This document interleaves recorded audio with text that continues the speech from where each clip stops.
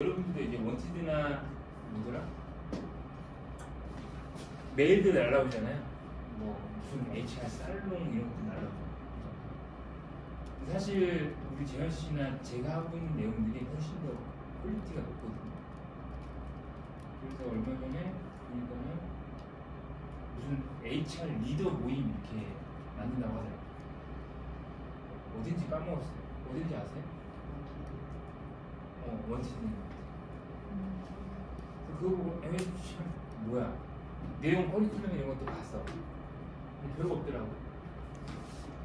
그리고 이제 제가 예전에 그 약간 좀 띵 받았던 거, 채용 브랜딩에 대해서 누가 이제 그 강사로 나와가지고 우리 예작보다 회원들이 이거 들을까 말까 이렇게 막 했었잖아요. 그래서 제가 한 3일 잡고 내가 지금 알고 있던 것들을 이제 문서화 좀 있어 보이게끔, 100%는 아닌데 채용 브랜딩의 이제 전 단계에 대해서 이제 제가 알려드릴게요.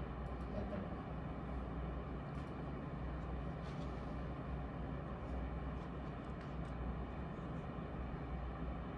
근데 잘 보이는 거거든요.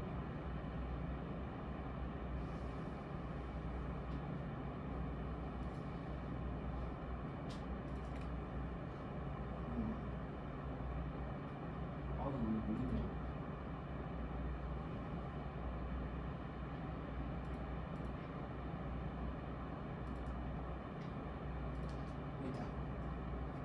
자, 약식으로 설명을 해드릴게요.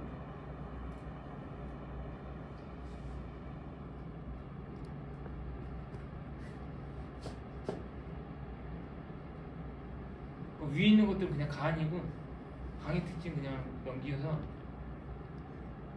자, 커리큘럼. 여러분들 이제 그 채용 브랜딩이라는 거는 A부터 G까지가 있는데, A.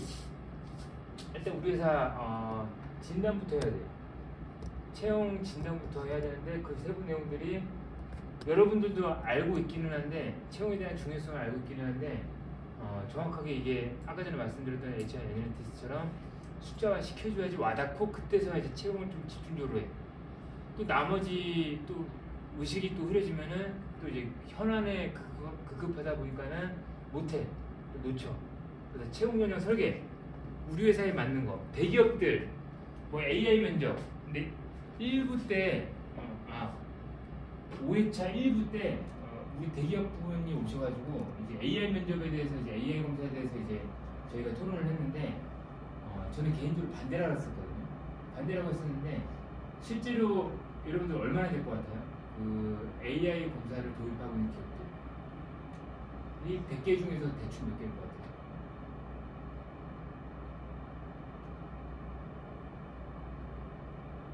도입해서 유지하고 있는 기업들이 10%밖에 안 돼요. 나머지는 도입했다가 한 30개 기업까지 올라갔다가 내려가요. 왜 그러나요? 아시는 분? 뭐 선물, 다음부터 선물을 갖고 와야 되나? 쌍마을 스타일 되게 좋아요.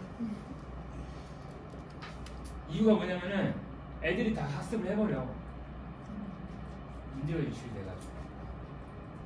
그래서 한 번, 두 번 했을 때는 효과가 있었는데 그 다음부터는 은밀히 없어진다.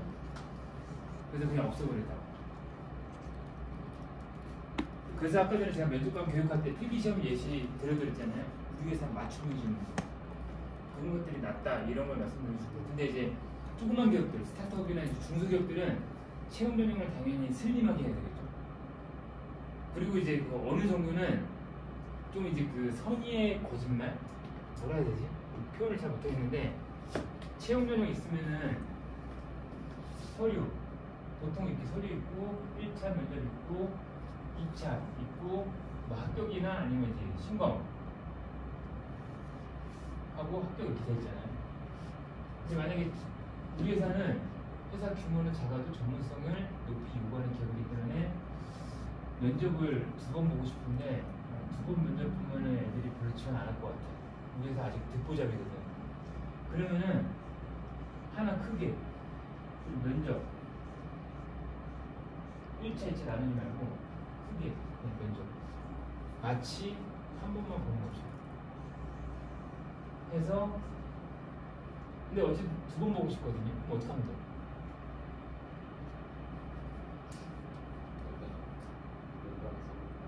연달아서 어떻게? 예를 들면 뭐 월화 아니면 뭐 시간대를 타고 보니까 1시 반까지는 이제 시공서가 있고 1시 반부터 2시까지는 나머지 분들도 뭐 답변 안 하셨지만 아실 겁니다. 그렇게 해서 최우정의 설계를 할 때 아씨 2차 문제를 보고 싶은데 1차, 2차 문제를 보고 싶은데 일단 지원자들부터 많이 받아내야 되고 내가 어떻게든 간에 인담이니까 우리 회사에 대해서 디테일하게 예전에 내가 교육했던 EVP 기업 가치를 이제 V자가 직원들한테 인식시키는 작업을 해가지고 1차, 2차 면접 하루 원데이 클래스를 보게 하는 해서 해야 되고 자신 있는 기업들은 세부적으로 저 하나 문제 볼 때 3차까지 봤거든요. 2차에서 떨어졌는데 이미 인기 있고 국세들 많이 전형돼 있고요.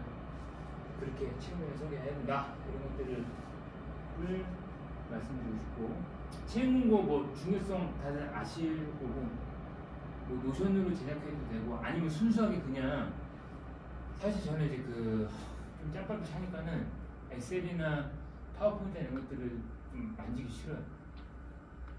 만지기 싫은데 물론 짬밥 기업들에 따라서 짬밥이 안 되는 애들이 할 수 있고 안 되는 애들이 하는 경우도 있고 중간급들이 하는 경우도 있고 그런데 저는 이제 그냥 순수하게 필력으로 이제 그 노션 같은 거 이미지 잘 안 쓰고 필력으로 얘네들이 궁금해할 만한 내용들을 선배치해가지고 회사의 장점이나 보완점까지 같이 물어보고 싶은데 못 물어보는 것들을 같이 집어넣어요. 그게 커리큘럼 1이고 2는 채용전형 고도화 전략. 아까 말씀드렸다시피 이제 그 필기시험, AI 면접, 인격성 시험 이런 것들을 봐야 되는지 안 봐야 되는지. 근데 또 그런 경우가 있죠. 그러니까 안 보고 면접 한 번만 보더라도 애들 지원할까 말까인데 우리 대표님은 좀 이제 그런 게 있습니다. CEO형이 있고 오너형이 있는데 오너형들 자기가 다 거치고 회사 끌어올렸어. 그런 분들은 야 우리 회사 그냥 이렇게 다 해. 우리 회사 경쟁력 있잖아. 자두치워. 그래서 도입 유무. 근데 이제 도입을 하라 그래. 어쩔 수 없이 해야 되잖아요. 그러면은 아까 전에 말했던 것처럼 이 면접 볼 때 필기 시험을 치르면 되는데 윗선들의 명령에 따라서 몇백 개의 문제 그런 거 말고 한 예를 들면 5개 그런 회사 관련된 현안 질문들.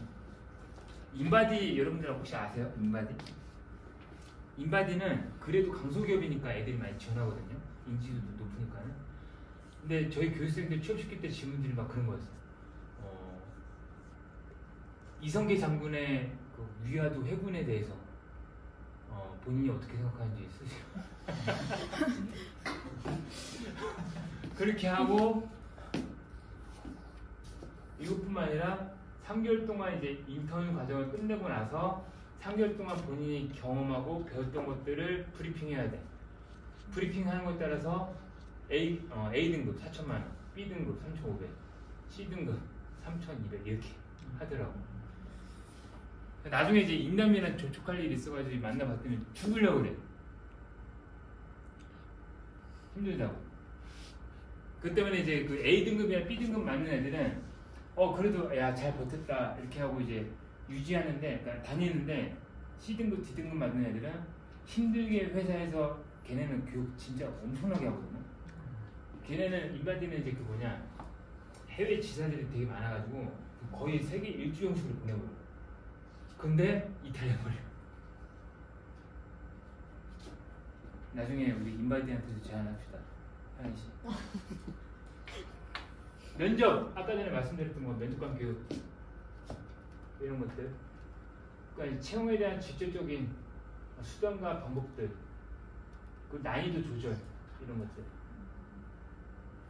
그리고 아까 전에 면접관 교육에서 빠진 게 여러분들 꼭 시뮬레이션 시켜드리면 좋아요. 시뮬레이션 바탕으로 피드백까지 같이 딸렸으면 좋고. 그래서 여러분들 여러 개 되면은 어떤 기업들은 막 그렇게 하던데 면접관들 교육할 때 우리 회사한테 연락 오더라고. 우리 같은 회사한테 연락 와가지고 취업준비생 좀 소개 좀 시켜주세요. 그 친구들한테 알바비 드릴게요 하고 시뮬레이션 돌리더라고.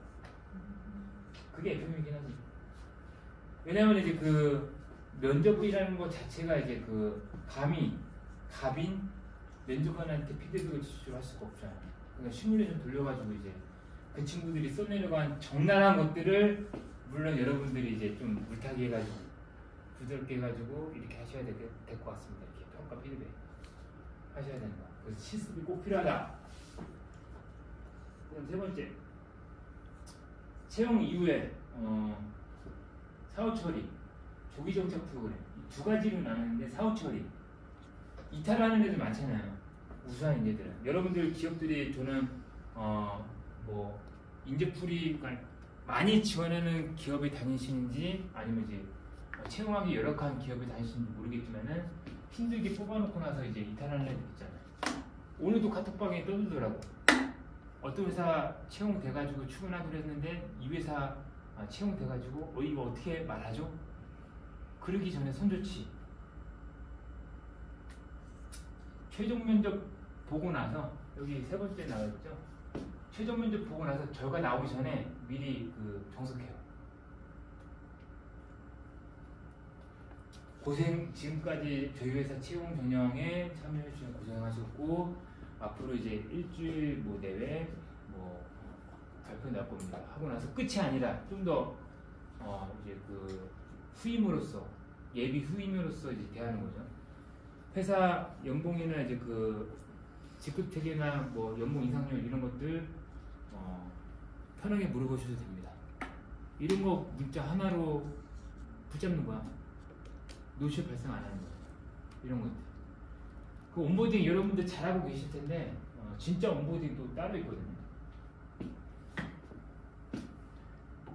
그 제가 그 HR 애널리티스 책을 봤었는데 그 온보딩도 똑같이 어떤 프로그램을 여러 직무의 애들이 동일한 그 온보딩 프로그램을 경험하게끔 하는 게 아니라 각 직무에 맞고 각 직무에 따라서 다른 온보딩과 두 번째 그 지원자의 성향을 바탕으로 또 세부 온보딩 그 세부 온보딩 그러니까 온보딩을 하나만 하는 게 아니라 그 안에 이제 플랜 A부터 예를 들면 D까지 우리 회사에서 할 수 있는 온보딩의 이제 범위 폭넓게 해두고 이 사람들의 개별 특성에 맞춰가지고 저는 개인적인 생각인데 앞으로 시간이 지날수록 기업들이 이제 대기업들이 이제 그 지금 어떻게 되고 있어요? 대기업들이 사내 벤처 해가지고 이제 쪼개지고 있잖아요. 계속 그렇게 갈 것 같아. 그래야지 조직 관리가 좀 편안해지니까.